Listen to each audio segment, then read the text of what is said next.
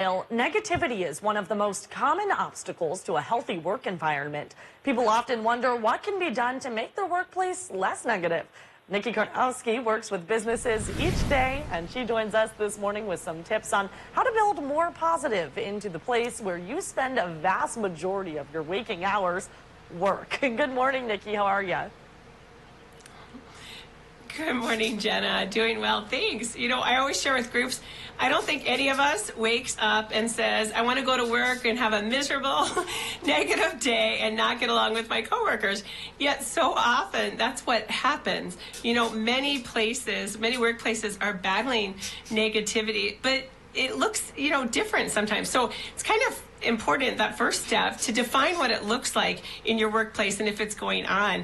And some of those things can be, grumbling and complaining. That's probably one we're most aware of.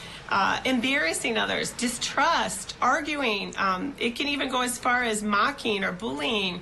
Lots of conflict. So there's quite a big list there, as you see. So that first step is really defining, is this going on in your workplace and what does it look like? That is definitely an exhaustive list. There's so many on there. Where does some of this start, Nikki? Great question, Jenna. Negativity or negative reactions are created by a variety of factors, and many of them are physiological.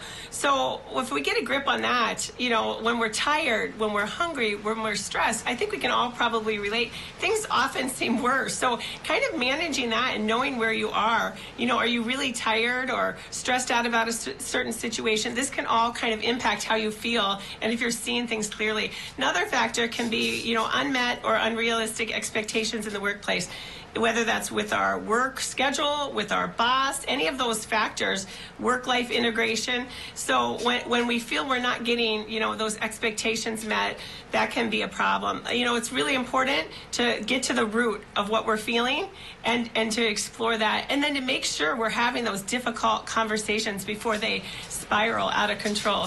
Absolutely. So we defined the many ways that negativity and negative reactions come out and why they might happen, but what can somebody do to neutralize that negativity and move toward the positive a little more? Yeah, well, that's what we want, right? We want positive, those trust-building, healthy relationships, and authentic appreciation and respect in the workplace. I think the first thing we can do is realize we can't control anyone but ourselves. So we have to control what we can control, and that is our actions and our reactions to things. So first of all, don't engage in the negative.